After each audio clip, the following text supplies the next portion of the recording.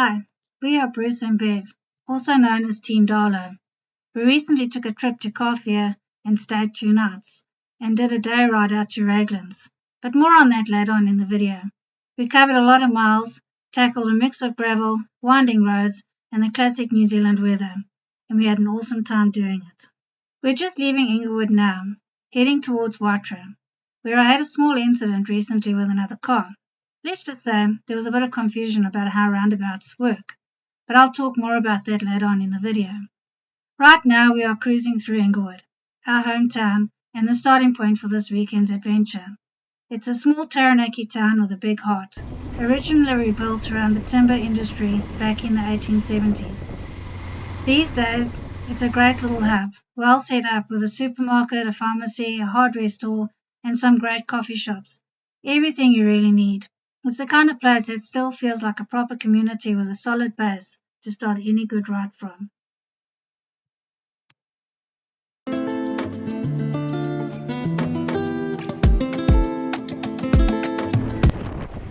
At this point we actually realized the wind was picking up quite substantially, but we soldiered on and we turned off at the epitome.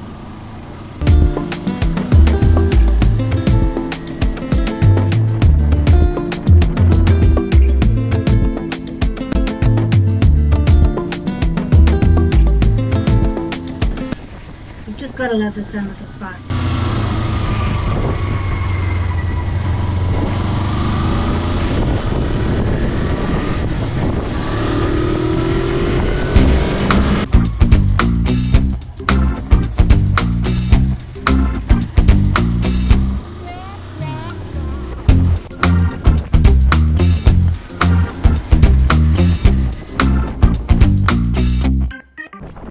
Heading towards Waitra now. We're approaching the brand new roundabout in Waitra. Funny thing is, people don't really know how to use the roundabouts. And as I approached, this car in the white put his indicator on to turn left. So I proceeded to turn, and he just simply went straight. So it nearly caused a little bit of a hiccup, but thankfully my husband shouted at me and I was able to stop. And I've got it all on video, but it just doesn't really show his indicators on. But it did happen.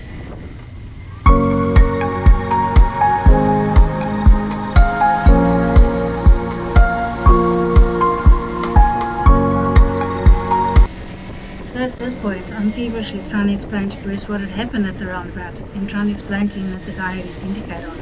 That's what all the hand gestures are about. Now that that is all out of my system, now we can get on and enjoy the rest of the day.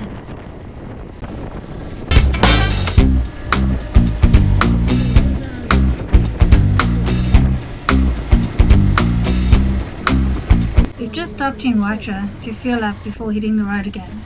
It's a small coastal town with a lot of history. This area was actually where the first shots of the Taranaki land wars were fired, way back in the 1860s. These days it's a quiet little spot with a real local feel.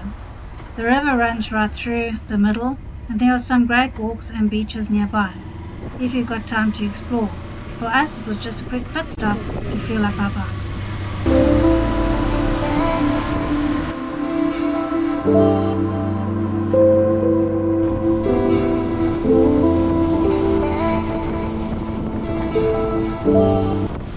So occasionally you'll hear me talking, but that's just basically me communicating to Bruce behind me through our helmets. So you'll get this random conversation popping up from time to time.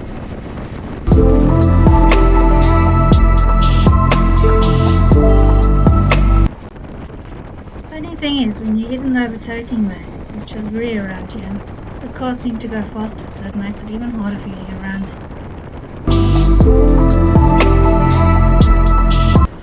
We're just going through Uranui now, a small little town, very cute though.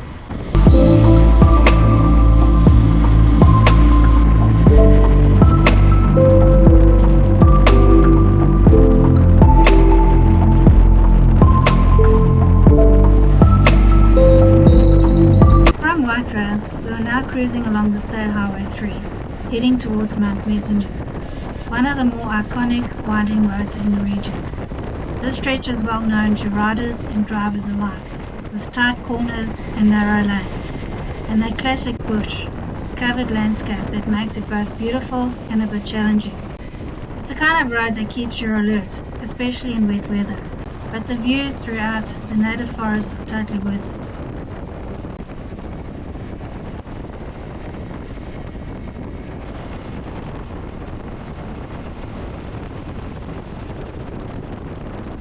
We are now heading into Mount Messenger, and if you've ever ridden the stretch, you'll know that it's a road that keeps you on your toes.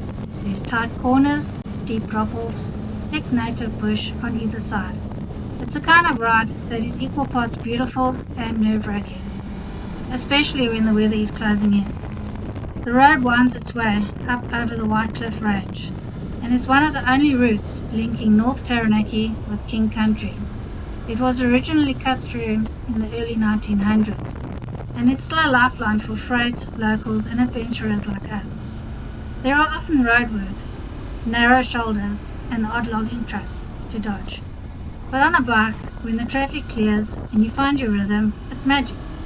The feeling of weaving through the hills, the bush closing in around you, it's a proper Kiwi ride.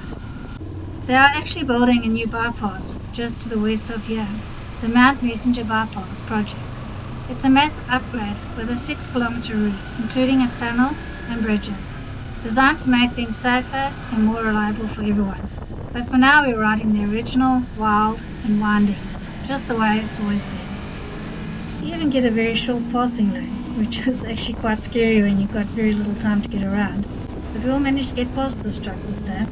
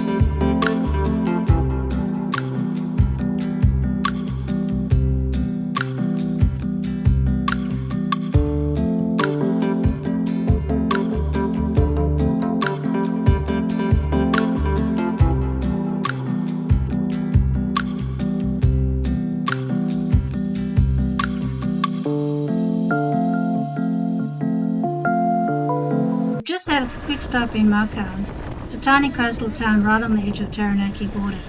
It's known for its stunning black sands and beaches and views of the Makau River. So on my left here, I'm just passing our Kino Hotel. It's a great place to just stop and have a quick beer and a refreshment and keep on with your journey.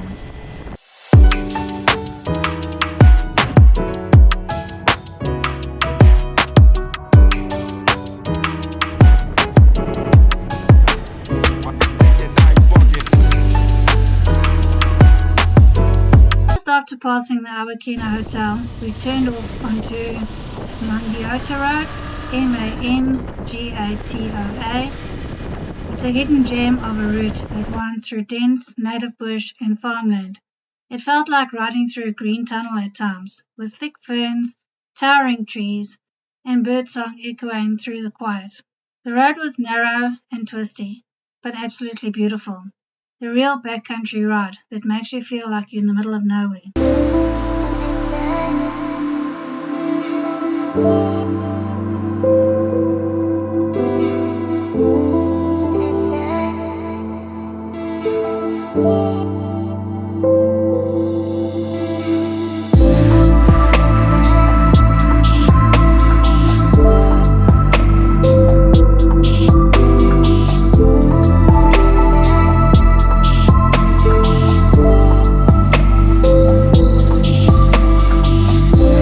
At this point I was absolutely frozen, so I decided to stop and just add on a couple of layers, and then Bruce and I decided to have a quick beer and then carried on our way.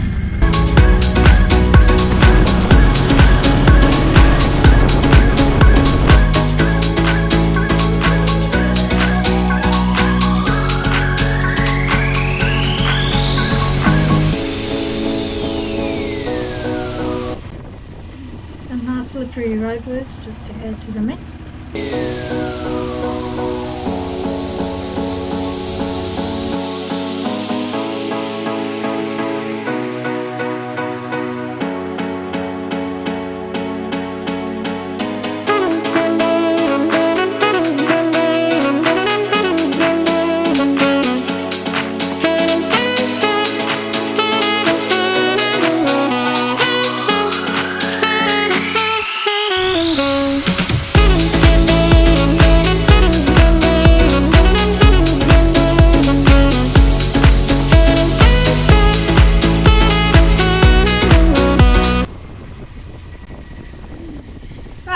finally hit the gravel road.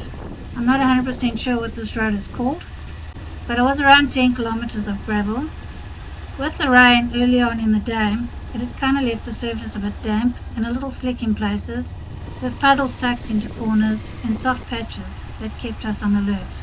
The views were stunning, with rolling green hills and a mix of mist and light rain and open spaces that gave it a real moody, atmospheric feel.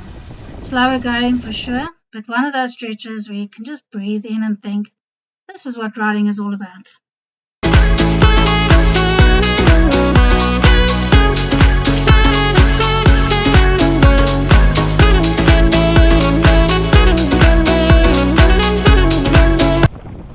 This is my attempt of standing up. It actually worked out pretty well. Just takes a bit of time to get comfortable with it. Yeah, the gravel road starts to get really nice. It's not so wet and slimy, and it's nice and dry, so this part was quite enjoyable.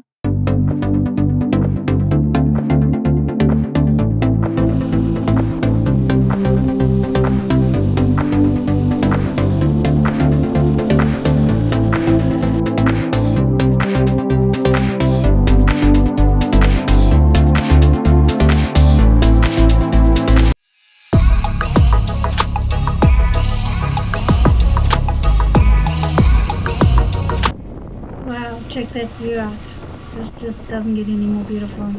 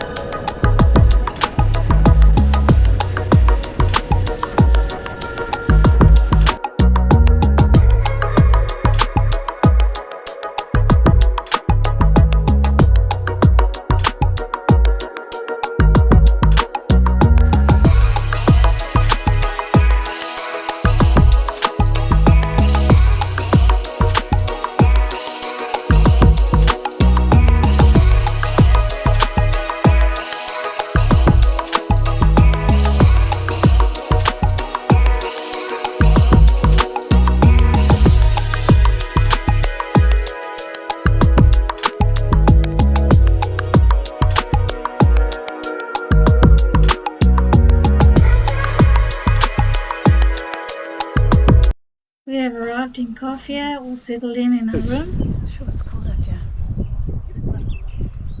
Oh. So yeah, Bruce and I decided to go to the fishing club for some dinner. Decided to go on one bike. So now we're up early and we're on our way off to Raglan's. We're going to hit the gravel road. It has been raining somewhat, but let's hope the road isn't too bad. A little bit tricky.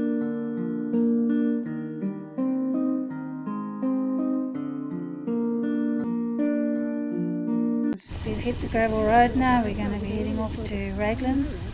It's quite a long drive. There is some Tarshiel in between.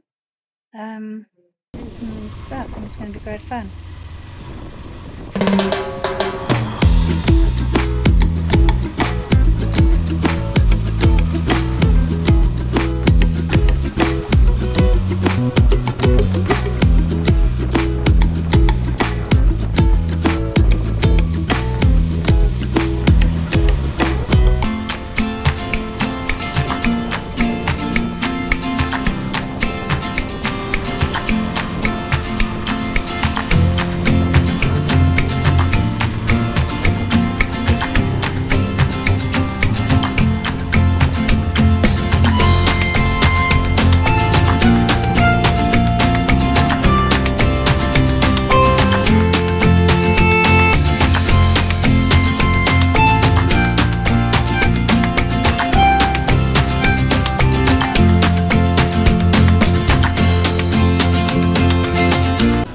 I mentioned there will be some Tarshiel. This is it. Full Tarshiel, now back on the gravel.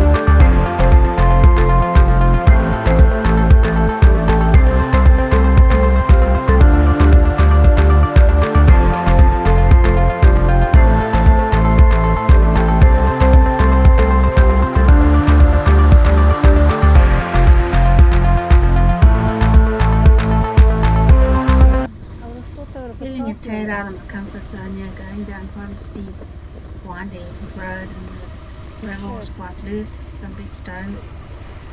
So trying to find a line that's safe to ride in, and trying to avoid some of those big rolling rocks.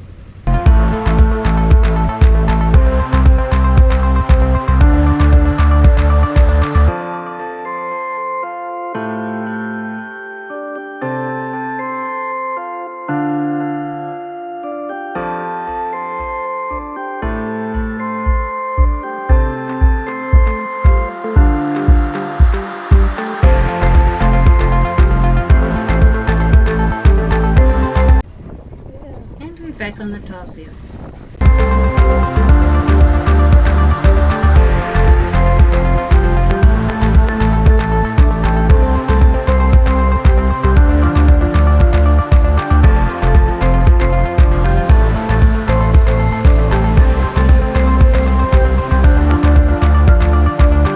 And we've just arrived at Raglan's. So Raglan, New Zealand is a coastal town, famous for its world-class surfing and black sand beaches and its vibrant art scene. It's a popular destination for both locals and tourists, especially during the summer months when the population swells due to the influx of visitors. Beyond surfing, Raglan offers a range of activities like hiking, kayaking, and exploring the unique volcanic landscapes. Found a nice shaded parking. Now we're going to have a look around the town and get some lunch and enjoy the afternoon.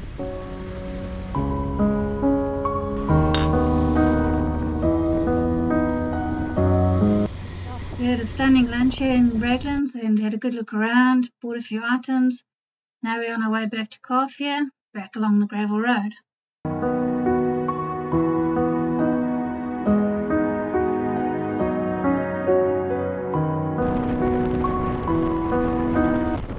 Typical New Zealand fashion, the weather's changing, so we've gone from a pretty warm day to sun, now to a bit of rain.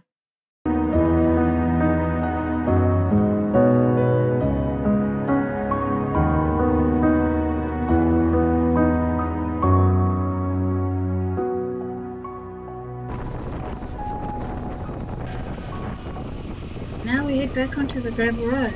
Just going to be slightly different now because we've had some rain, so it might be a bit slippery, but we'll see how it goes.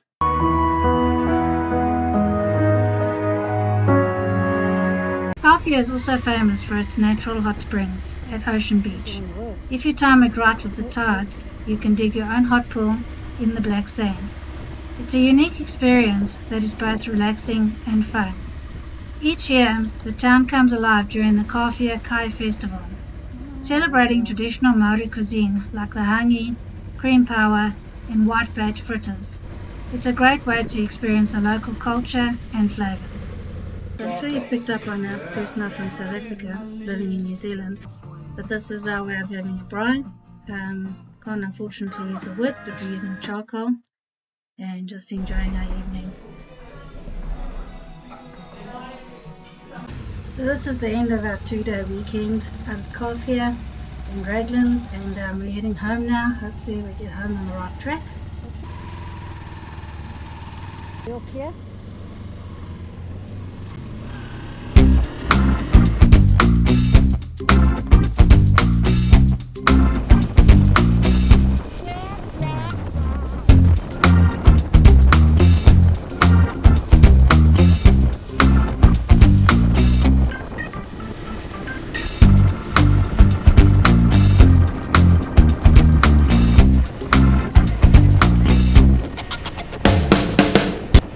I must admit the scenery is absolutely beautiful. It's such a pleasure to see.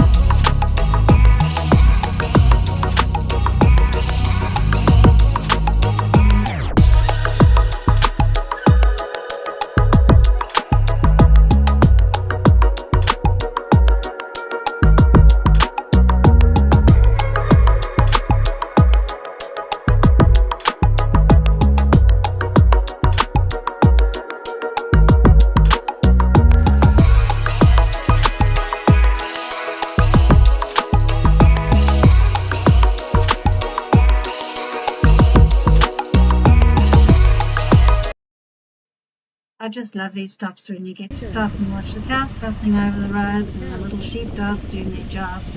And there were people riding on horseback, so it was pretty cool to watch.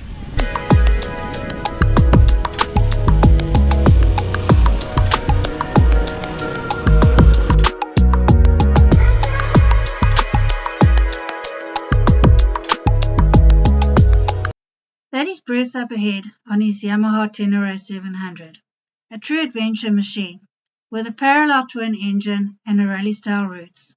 Lightweight, agile, and made to handle anything from gravel to goat tracks. It's been right at home on our latest ride through Kawhia and Ragland with some epic winding back roads.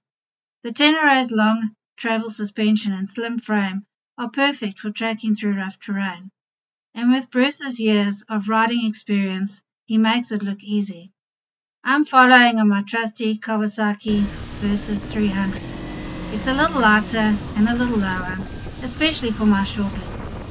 But it's still a real adventure bike at heart, and it's great for carving through the narrow roads and climbing the scenic hills, even in the wind and the rain. And let's be honest, that's just part of New Zealand experience. We are slowly getting kitted out for whatever the weather throws at us, and with every ride brings us something new. 2 bikes and 1 island. It just doesn't get much better than this.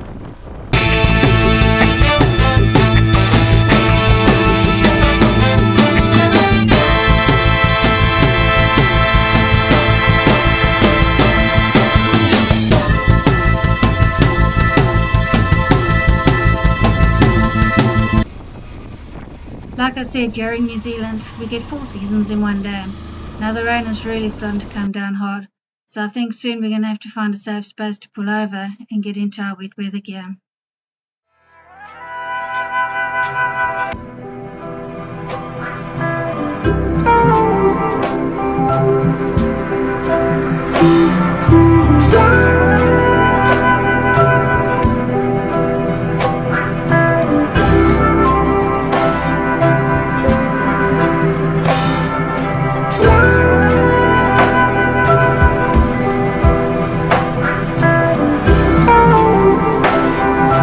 Unplanned adventure here.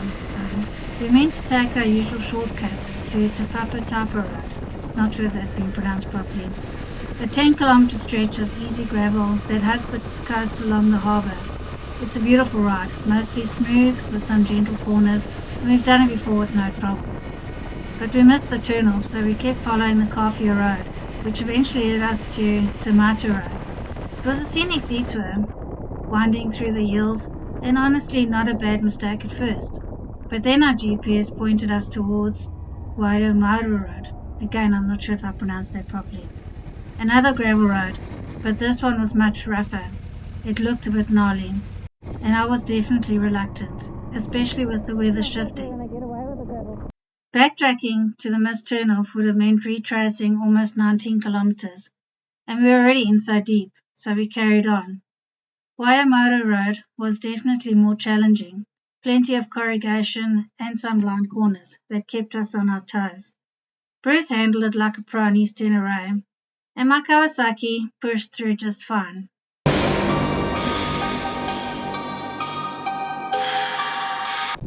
I had to stop and get some rain gear on. The rain was really starting to come down hard, but what a mission to get that rain gear on over the kit.